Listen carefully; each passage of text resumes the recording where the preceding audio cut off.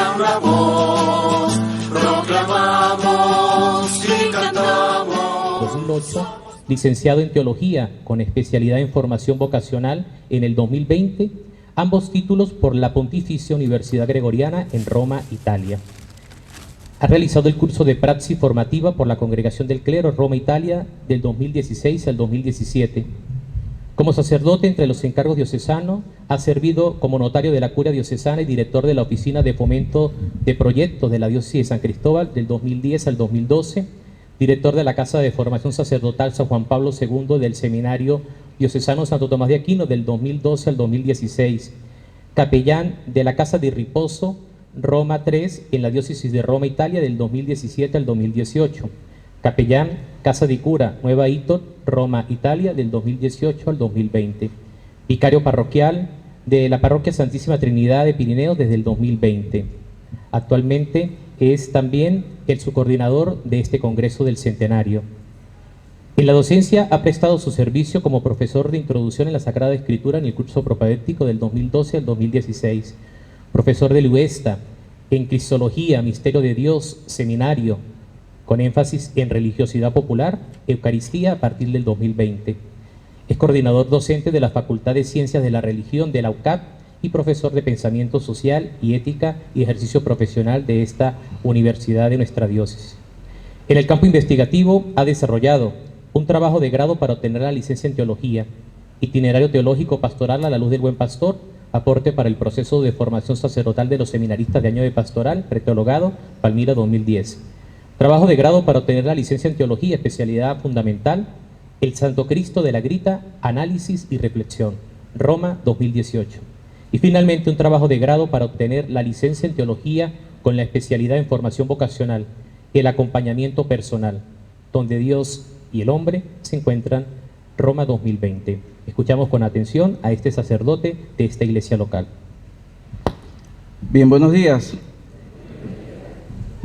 Como organizador también de este congreso, pues no puedo decir gracias por la invitación, pero sí aprovecho para darle las gracias a todos ustedes por venir y participar con nosotros en esta gran jornada que nos presenta la oportunidad para conocer la realidad y lo que somos nosotros también como iglesia local. Quiero dedicar esta conferencia hoy a todas las mujeres de nuestra diócesis de San Cristóbal, especialmente a todas ustedes quienes están aquí presentes. Continuamos profundizando la fe de nuestro pueblo, es decir, nuestra fe. En el marco de esta conferencia desarrollaré 2 puntos esenciales. Primero, los títulos cristológicos como atributos y nombres que derivan de la persona de Cristo y para nosotros serán referencia en nuestra reflexión. Y en segundo lugar, una perspectiva de la presencia de Cristo en la iglesia del Táchira. Por ello, al comenzar esta ponencia titulada Cristo en el Táchira, les propongo este interrogante. ¿Y ustedes, quién dicen que soy yo?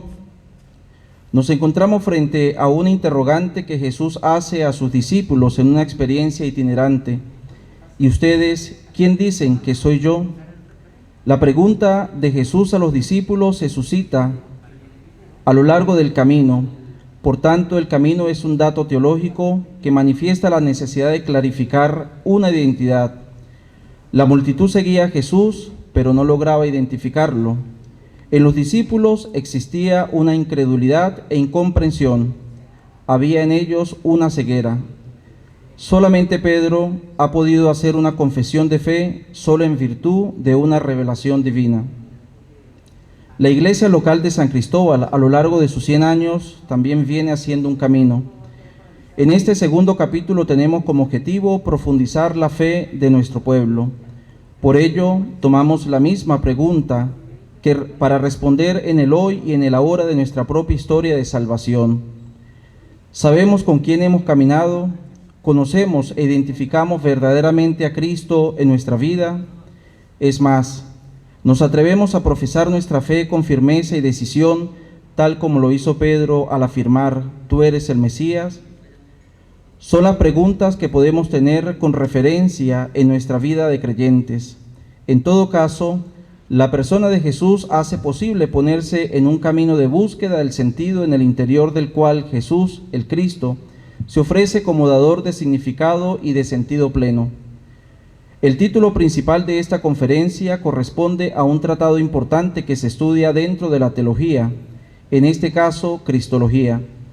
El contenido de la Cristología es el ser y el tiempo, el hacer y el padecer, la vida y la muerte de Cristo, lo que Dios y los hombres hicieron con Él, y lo que Él hizo ante Dios y para los hombres.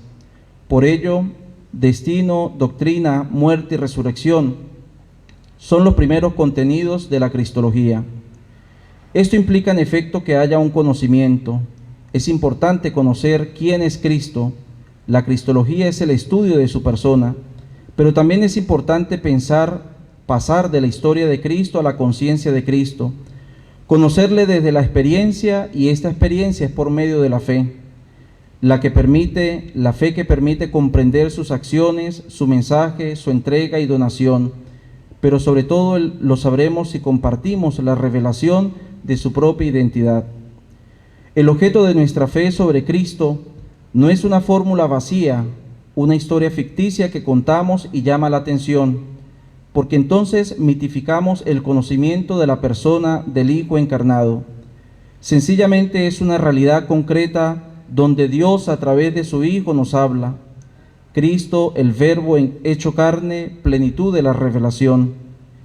El Catecismo de la Iglesia Católica señala: nosotros creemos y confesamos que Jesús de Nazaret, nacido judío de una hija de Israel, en Belén, en el tiempo del rey Herodes el Grande y del emperador César Augusto, de oficio carpintero, muerto, crucificado en Jerusalén, bajo el procurador Poncio Pilato, durante el reinado del emperador Tiberio, es el Hijo eterno de Dios hecho carne, que ha salido de Dios, bajó del cielo, ha venido en carne, porque la palabra se hizo carne, y hemos visto su gloria, gloria que se recibe del Padre como Hijo único, lleno de gracia y de verdad, pues de su plenitud hemos recibido todos, y gracia por gracia.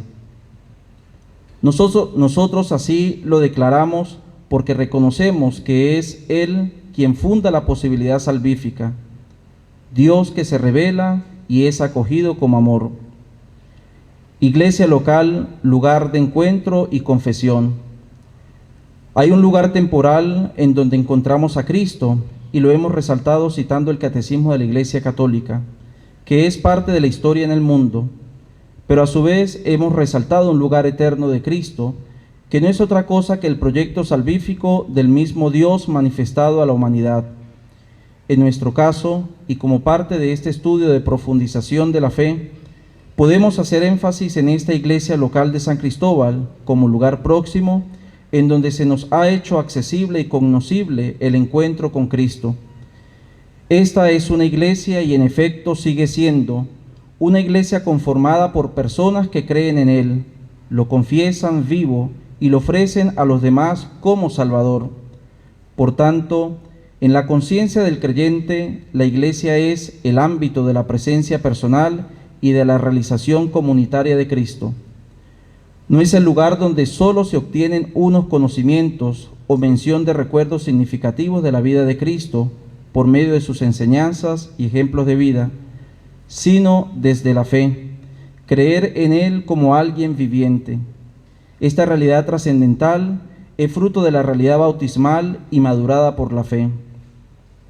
Es el bautismo el que permite experimentar una vida nueva, asumiendo una condición de cristiano, miembro de la Iglesia. Con los ojos de la fe, vamos comprendiendo en efecto que la Iglesia es lugar de la presencia real de Cristo, lugar donde se vive la actualización de su persona, presencialidad de su obra. Para que sea fecunda y permanente tal afirmación, es necesario ver a Jesús con los ojos de la fe. Señala el Papa Francisco: la fe es un don gratuito de Dios que exige la humildad y el valor de fiarse y confiarse, para poder ver el camino luminoso del encuentro entre Dios y los hombres, la historia de la salvación. La fe es necesaria para conocer a Cristo, y junto a la revelación divina podemos trascender lo externo, y entonces podemos llegar a identificar y conocer quién es Él verdaderamente. En efecto, esta identidad de Cristo como consecuencia de la fe crea relación. Creemos a Jesús cuando aceptamos su palabra, su testimonio, porque Él es veraz. Creemos en Jesús cuando lo acogemos personalmente en nuestra vida y nos confiamos a Él, uniéndonos a Él mediante el amor y siguiéndolo a lo largo del camino, tal como lo señala el Papa Francisco en la carta encíclica Lumen Fidei. Valoramos y reconocemos a Cristo no como un personaje digno de interés para un estudio exegético, sino que es importante ver a Jesús con los ojos de la fe y así convencernos que Jesús es el Cristo, el Mesías prometido, en donde Dios ha hecho realidad todas sus promesas y en donde se ha manifestado de manera definitiva, pues quien ve al Hijo ve al Padre. Él es camino hacia el Padre. Por ello, en el camino de la iglesia de San Cristóbal en sus primeros 100 años, vemos cómo la historia eclesial ha estado marcada por la fe. Una fe que ha permitido reconocer el paso de Dios por medio de su Hijo. Una fe operante que ha impulsado a hombres y mujeres a construir la historia y que en la actualidad aún nos beneficiamos de sus obras. Una fe que aún sigue siendo sembrada en el corazón del creyente y sobre todo del creyente que ha sabido obedecer y acoger con fe el acto revelador de Dios. Títulos cristológicos. La fe es don de Dios y por eso el hombre es creyente. Esta misma fe se convierte en la respuesta del hombre, quien desde su propia libertad se entrega todo a Dios, prestando el pleno homenaje de la inteligencia y de la voluntad a Dios revelador. Desde esta afirmación que nos ofrece el Concilio Vaticano II, podemos señalar que la fe es el punto de partida de la cristología. Solo la fe nos permite descubrir la imagen humana de Cristo y que por tanto es realidad salvadora. Ahora bien, en nuestra experiencia itinerante podemos también resaltar que gracias a la fe se ha podido ir reconociendo una identidad de Cristo, una identidad que a lo largo del tiempo nos ha permitido hacer una confesión de fe. Nuestra gente, nuestros pueblos, la iglesia de San Cristóbal, ha cultivado en el corazón la verdadera manifestación de Dios. Su identidad expresa suma bondad, no como apertura a un imaginario colectivo, sino a una experiencia que ha ido evocando el progreso y crecimiento de los valores y principios esenciales que identifican y han identificado a la iglesia local. En el Tratado de Cristología, un punto de estudio importante son los títulos con el cual las comunidades cristianas fueron reconociendo al resucitado, siendo estos títulos necesarios para conocer su naturaleza y su misión.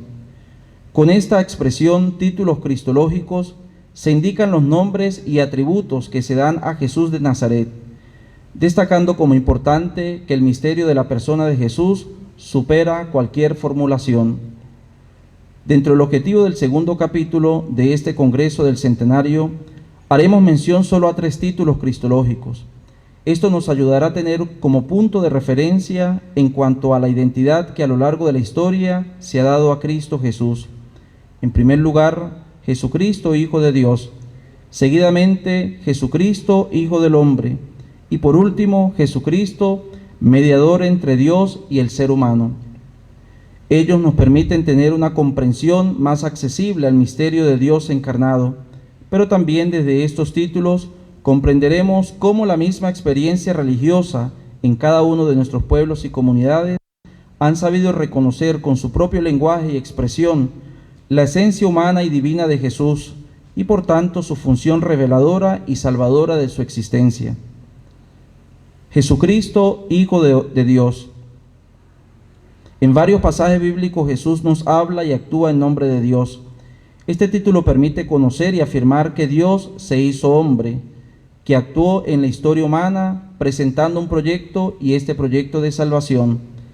Es así como en nuestra condición de cristianos, la filiación divina se convierte en un rasgo característico. En todo caso, la confesión de fe en Jesucristo como Hijo de Dios es una fórmula abreviada, un compendio que expresa lo esencial y lo específico de toda la fe cristiana. La fe cristiana depende por entero de la confesión de fe en Jesús como Hijo de Dios. A partir de esta realidad y desde la fe inquebrantable, el creyente se siente inspirado a instaurar una relación con Dios que es Padre y que se hizo cercano a nosotros. A través del bautismo, Jesús recibe la unción para llevar a cabo su tarea mesiánica, pero además el reconocimiento que hace el Padre de su Hijo al identificarlo como Hijo amado, Hijo predilecto. En la cruz, Cristo cumplió su misión de siervo de Dios y desde la cruz también encontramos una identidad de ser Hijo. Cumplió su misión de siervo de Dios para revelarse Hijo de Dios. Este primer título, y encarnado en nuestro contexto, nos lleva a dar sentido a la confesión de fe en la filiación divina en Cristo, de Jesús. Con más certeza nos acercamos a reconocer la presencia actuante de Dios por medio de su Hijo, quien además de participar en la vida de Dios, nos comunica al mismo Dios. Nos identificamos con Él porque lo reconocemos como el Hijo concebido y conducido por el Espíritu. Lo identificamos como el Hijo sufriente y crucificado, con el Hijo poderoso y obediente, sencillamente como Hijo unigénito del Padre. Cada una de estas imágenes presentes en los Evangelios sinópticos y el Evangelio de San Juan. Jesucristo, el Hijo del Hombre. El siguiente título, Hijo del Hombre, se convirtió en un título mesiánico, con la cual la comunidad primitiva identificó a Jesús, pero esto solo porque lo había usado el mismo Jesús para manifestar el misterio de su misión y además el de su persona. La referencia que nos da este símbolo para nuestra reflexión nos permite identificar al mismo Jesús en diversos contextos. Uno de ellos es la presentación que hace él mismo como Hijo del Hombre, y dicha presentación es para destacar su condición humana. El creyente se reconoce humano y reconoce su dignidad de persona porque se identifica con la misma vida humana de Cristo. Jesús que comía y bebía, amigo de pecadores y hombre lleno de sabiduría, un hombre que caminaba desprendido y dispuesto a perdonar los pecados de la humanidad. Otro contexto que permite identificarse con el Hijo del Hombre lo encontramos en su condición de servidor sufriente. El Evangelio de Marcos nos narra su actuación siempre en favor de los demás, que es entrega y donación, y una donación de forma dolorosa a través de la pasión. A todo esto, la figura del Hijo del Hombre remite siempre a Jesús. Dios no se ha revelado por ninguna idea. Por eso la fe no depende de una idea o un héroe con todos los poderes, sino en la vida y mensaje de un hombre dentro de la historia, y este humano es Jesús. Jesucristo, mediador entre Dios y el ser humano.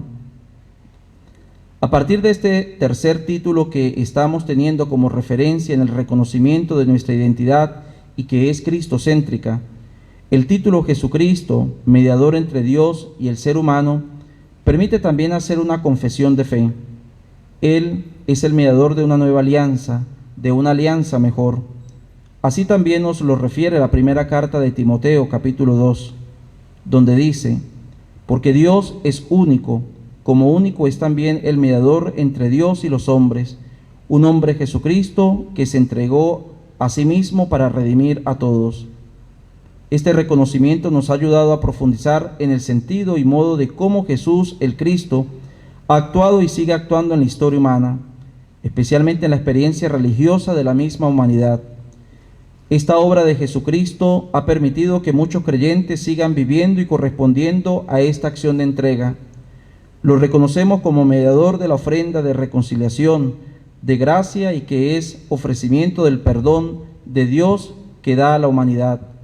Lo reconocemos como enviado que se entrega por nosotros, el reinado de Dios en el amor, más aún personificación del amor de Dios que se autocomunica. Lo reconocemos también como el hombre que siendo rico se hizo pobre para enriquecernos con su pobreza. Su generosidad sin límite marca el corazón de quien le busca. No obstante, son muchos más los aspectos de mediación que podemos seguir identificando en Jesús el Cristo. Él, quien no cometió pecado, Dios lo hizo pecado para que a través de su mediación todos sintamos la fuerza salvadora de Dios. mediación que le llevó también a hacerse maldición para rescatarnos de la maldición de la ley. Y por medio de esta mediación cruenta se revela el misterio de la salvación. Así pues, las diversas imágenes elementales y sencillas que se nos presentan inspiran al creyente a seguirle buscando y a vivir una relación más auténtica. Hablar de cristología en el Táchira es afirmar que a lo largo de la historia estos aspectos han estado marcados y han sido traducidos en una experiencia singular que llevan a reconocer con más claridad la función mediadora de Cristo. Por ello, siempre ha estado marcado el impulso de valorar tal mediación, el poder y querer reconocer a Cristo como camino por el cual se va al Padre, puerta que introduce en la comunión con Dios, verdadera vid que nos da savia vital, luz que conduce al hombre de las tinieblas al resplandor de Dios, y por tanto pan que da la vida del Espíritu Divino al hombre. Perspectiva de la presencia de Cristo en la Iglesia del Táchira. Luego de conocer los diversos títulos cristológicos con los cuales identificamos a Cristo en nuestra experiencia y por ello respectivamente hacer nuestra profesión de fe, a través de esta conferencia les propongo que continuemos este acercamiento cristológico en nuestra región.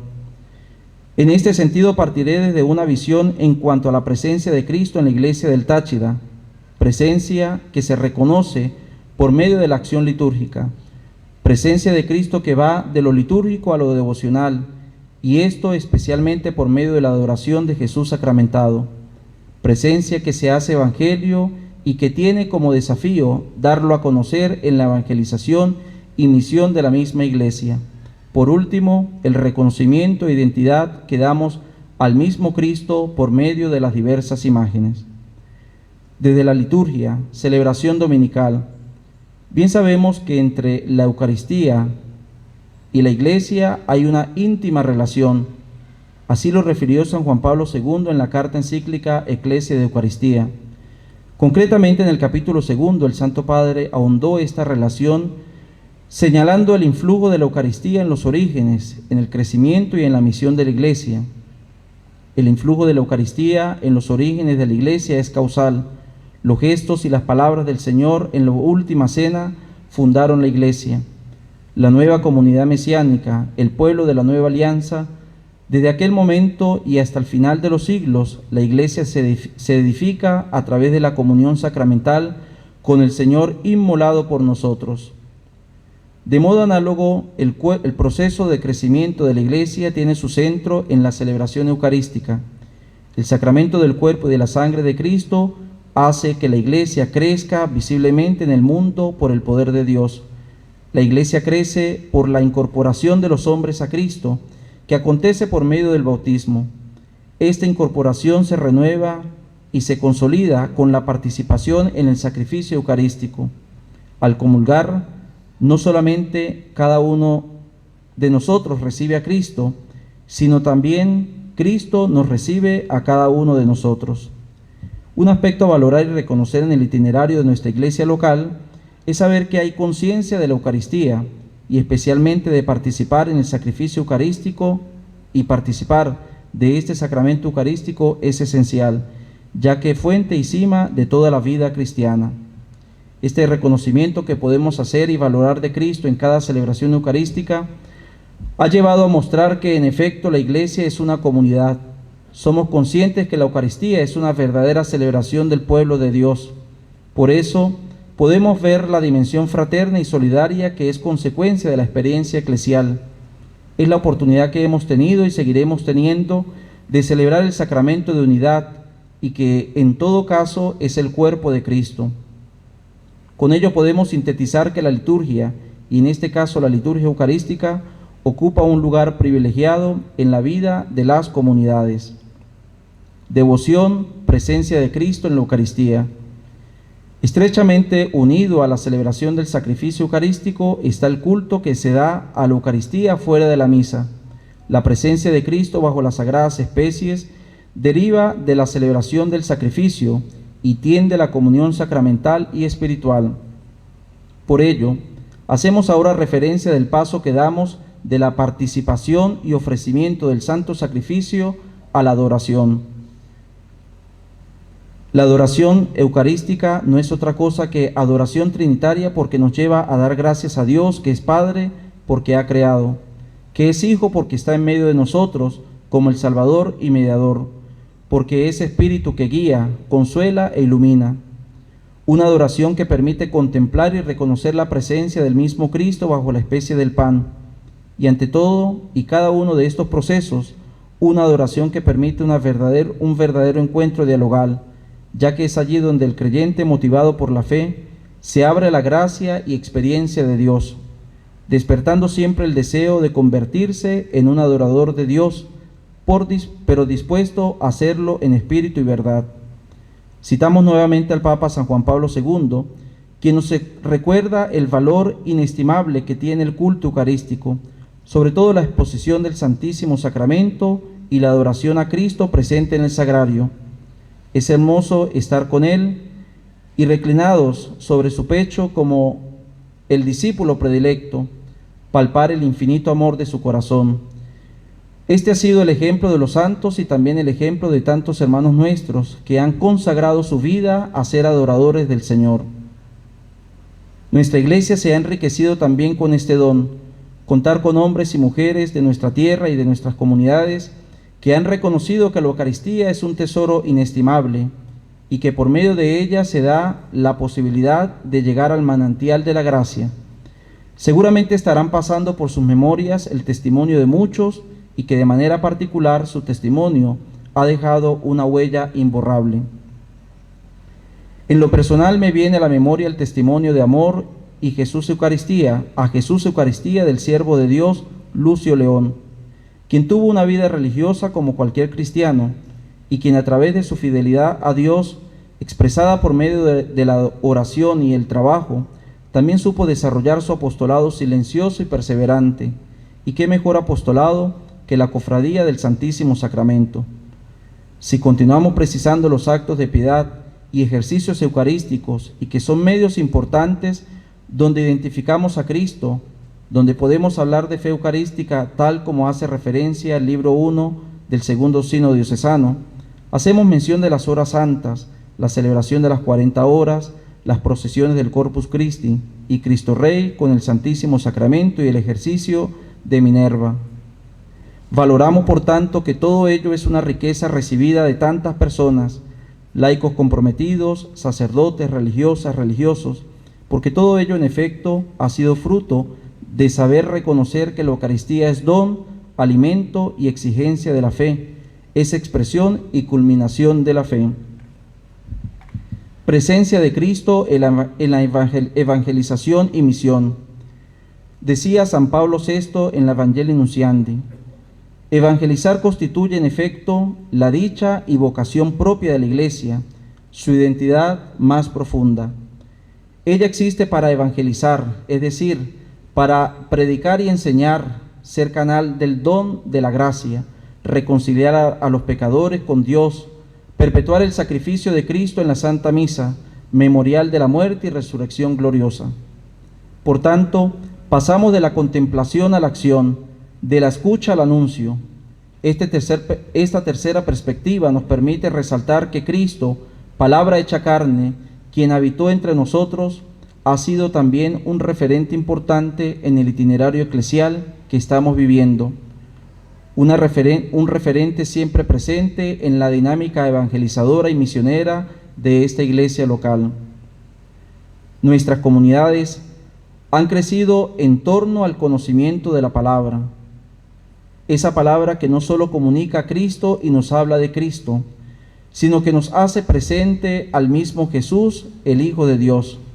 El anuncio de Cristo por medio de la palabra ha permitido permear el corazón de todos los creyentes. Este proceso de evangelización y anuncio ha estado desarrollado en todos los proyectos de renovación en nuestra iglesia de San Cristóbal.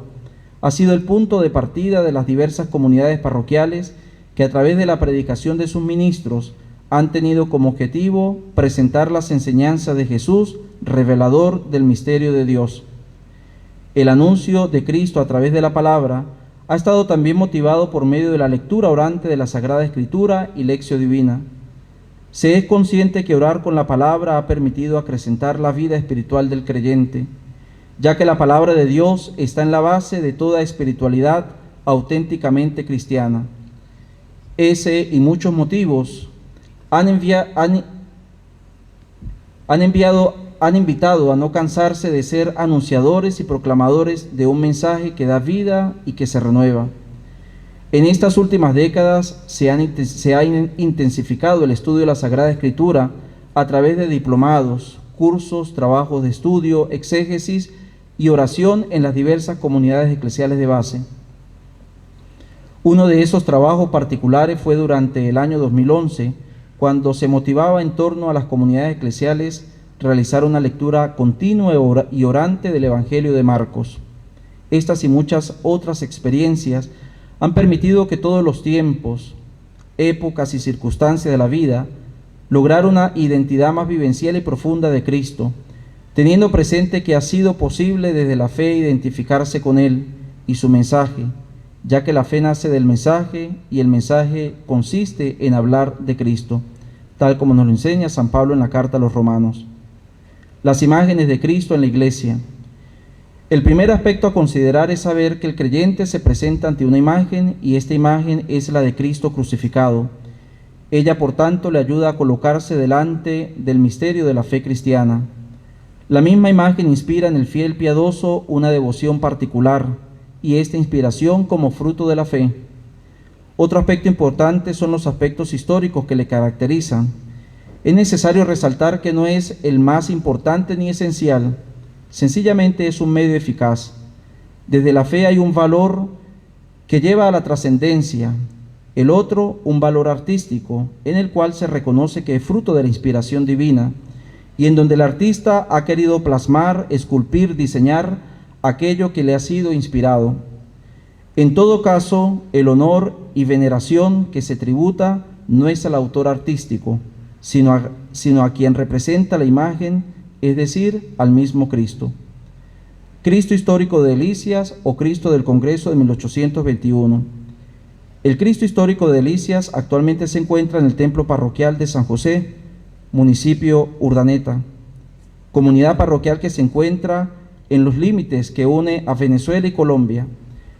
Dicha parroquia fue segregada de las parroquias de San Antonio de Padua y Santa Bárbara de Rubio para el año 1910 y contaba con la asistencia de los sacerdotes religiosos quienes acompañaron y guiaron espiritualmente al pueblo. Además de su proceso de crecimiento espiritual y fortalecimiento de sus costumbres y tradiciones, la comunidad de Delicias a partir del año 1925 pasó a ser relicario de la imagen de un Cristo crucificado, con expresión de agonía y además con un carácter histórico. ¿A qué me refiero en cuanto al carácter histórico? El Congreso de Cúcuta o Congreso de 1821 fue una asamblea constituyente que tuvo por objetivo la unificación de las provincias unidas de la Nueva Granada y la Confederación Venezolana en una sola nación. Asimismo, buscaba el reconocimiento internacional de la nación emergente. El Congreso fue instaurado en Cúcuta, Colombia, en el templo parroquial Villa del Rosario. La sacristía, lugar de revestimiento del sacerdote y donde se guarda todo lo concerniente al culto, fue sede de un acontecimiento importante, es decir, se celebraron las diversas sesiones del Congreso, teniendo como resultado la Constitución de Cúcuta y como elección de presidente a Simón Bolívar. Conforme al compromiso y responsabilidad asumida, Bolívar prestó juramento ante la imagen del Cristo que presidía el lugar. En sus ruegos y encomiendas se confió a Dios a través de la imagen agonizante. Ella fue instrumento para consolidar el inicio de un proyecto liberador. A este respecto señala Simón Bolívar en su discurso: Señor, espero que me autoricéis para unir con los vínculos de la beneficencia a los pueblos que la naturaleza y el cielo nos han dado por hermanos. Completada esta obra de vuestra sabiduría y de mi celo, nada más que la paz nos pueda faltar para dar a Colombia todo, dicha, reposo y gloria. Entonces, Señor, yo ruego ardientemente, no os mostréis sordo al clamor de mi conciencia y de mi honor, que me piden a grandes gritos que no sea más que ciudadano. Fin de la cita. Considero que tanto este aspecto histórico como algo que da valor y sentido a una experiencia espiritual, podemos comprender una identificación que generó confianza y esta a su vez permitió instaurar un diálogo a manera de juramento. La imagen llega a la población de Delicias en el año 1925. Esta fue adquirida a través de una compra-venta en La Parada por un devoto quien consideró necesaria para la capilla la imagen de Cristo. Esta imagen fue la que sobrevivió el terremoto de 1875. Seguramente ante cualquier necesidad económica del comerciante no se percató del valor histórico que representaba. Lo cierto es que se conserva en esta iglesia de San Cristóbal y que ha sido fuente de inspiración para sus pobladores y visitantes. El Señor de Limoncito. La antiquísima talla del Señor de Limoncito ha sido venerada desde finales del siglo XVIII. Una imagen reconocida como testigo también del acontecer histórico de la Villa del Rosario. En uno de los estudios detallados y minuciosos realizados por el profesor Samir Sánchez, reseña las características y aspectos importantes que permiten subrayar el valor histórico de la imagen y en este caso la de un Cristo crucificado. En todo caso, señala el autor al hacer referencia a la imagen. De autor anónimo resulta una talla de manufactura excepcional, una escultura de proporciones naturales, ensamblada con espigas y cola, en sesiones de madera noble, policromada y barnizada, que representa a Cristo lacerado y muerto en la cruz. Está fijada al madero vertical, mediante un único y grueso tirafondo de forja con la cabeza cuadrada, ubicado en su parte posterior, a la altura de la espalda. Fin de la cita. La imagen que transparenta el sacrificio y entrega definitivo de Jesús en la cruz ha sido un medio necesario para fomentar la devoción de sus fieles y parroquianos, pero también ha sido fuente de inspiración para muchos sacerdotes, poetas y escritores, poder componer un legado histórico que se reseña en la actualidad. Entre ellos se hace mención parte de la oración realizada por Monseñor Carlos Alfredo Sánchez Espejo, quien fuera el párroco del momento, el día de la bendición de la capilla dedicada en su honor.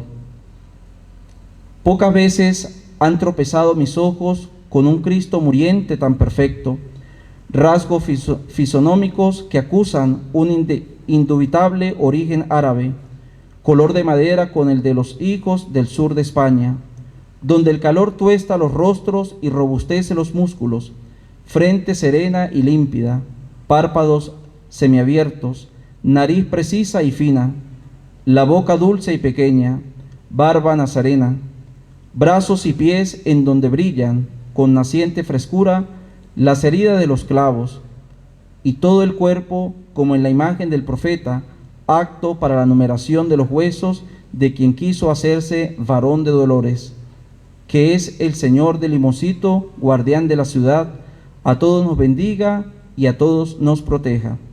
Fin de la cita. Actualmente la imagen se venera en el nicho central de la capilla del Sagrario, que es el camerín rediseñado en el año 1956.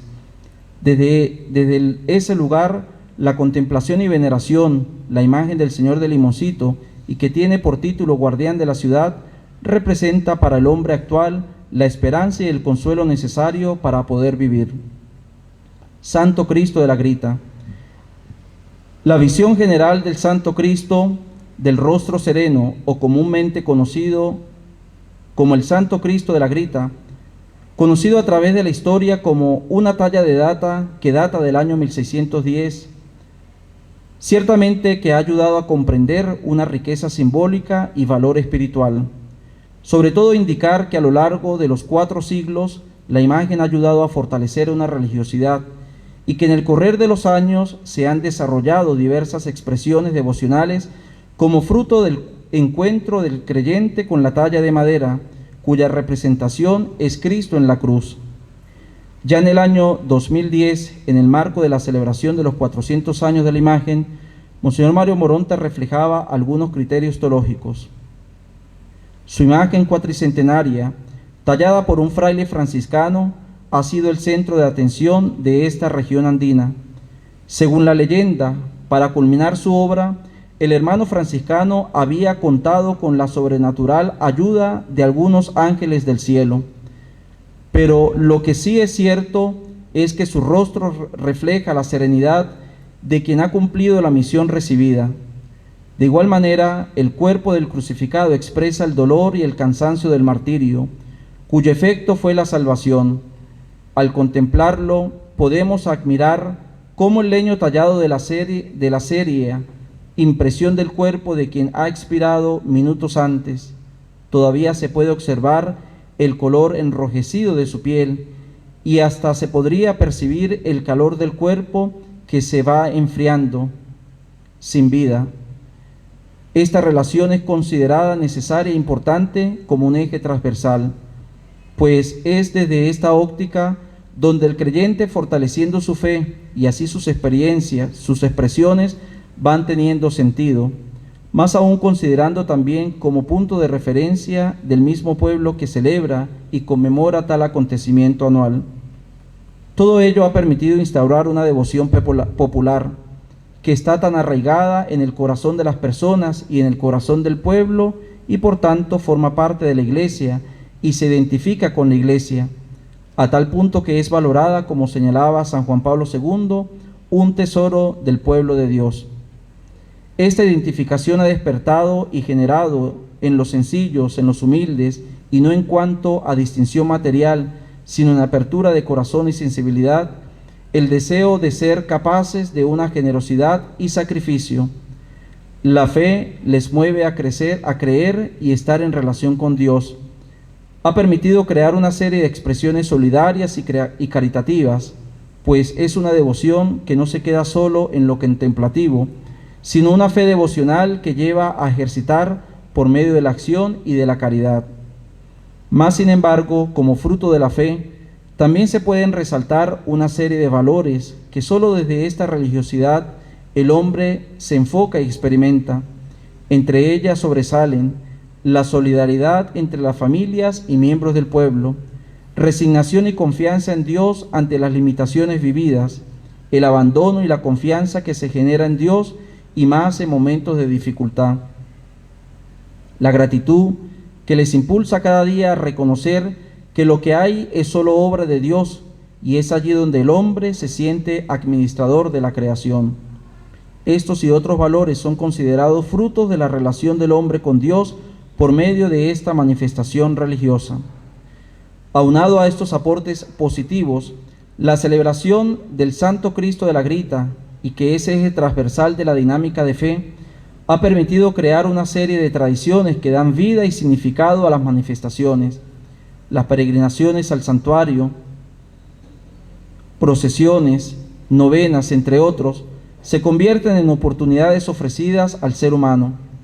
Al respecto, se puede indicar que el hombre que peregrina lo hace con espontaneidad, involucrándose e involucrando a tantas y otras personas, cuyo objetivo es poder llegar al santuario a pagar la promesa y así poder gracias por los favores recibidos.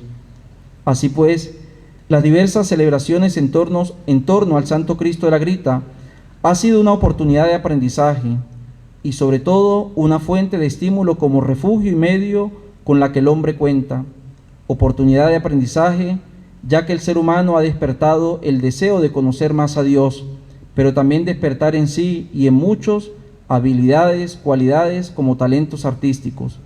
Con todo ello, el hombre se siente capaz de lograr muchas metas propuestas, generando satisfacción y fuente de estímulo, precisamente porque ante las limitaciones y experiencias personales vividas que llevan a la tristeza y la soledad, el creyente en medio de sus situaciones cuenta con un motivo de ayuda y apoyo, en el que recurren a los signos que presenta Dios. Por ello, la presencia de fieles con posturas y expresiones contemplativas, y más aún la disposición en fructificar la fe y hacerla más profunda, de establecer de manera continua una relación más comprometida. Conclusión. Así pues, luego de desarrollar este tema tan importante y necesario en nuestras vidas, pero a la vez tan desafiante porque es imposible abarcar todo, Quisiera que se quedaran con diversas ideas para que a lo largo de nuestra vida cristiana, y más como iglesia local y que es centenaria, tengamos como puntos de referencia. Primero, somos una comunidad que identifica al Jesús como el Hijo de Dios. Profesamos nuestra fe en Él y su misterio de salvación. Segundo, somos una iglesia que camina con Jesús, una iglesia que busca siempre salir dispuesta a anunciar su mensaje y llevarlo a los más necesitados. Tercero, somos una iglesia de caridad, una iglesia que ha sabido expresar con signos claros sus mandatos. Cuarto, somos una iglesia local inspirada por las acciones, palabras y por tanto por la persona de Jesús. De todo el conjunto de parroquias de nuestra diócesis, 16 llevan nombres cristológicos: Cristo Rey, Jesús Nazareno, Divino Redentor, el Buen Pastor, entre otras. Al igual que nuestra organización eclesial está inspirada por los eventos significativos de la vida de Jesús y que son misterios de nuestra fe: Natividad del Señor, Resurrección del Señor, Ascensión del Señor. Quinto, sencillamente somos una iglesia que se renueva en espíritu y verdad, porque el Táchira lo hace, porque en el Táchira lo hemos reconocido, lo reconocemos y lo reconoceremos como el Mesías, como el Señor. Muchas gracias. Unidos por la fe y por el amor, en la iglesia de Táchira una voz, proclamamos y cantamos, somos pueblo, nación santa del Señor.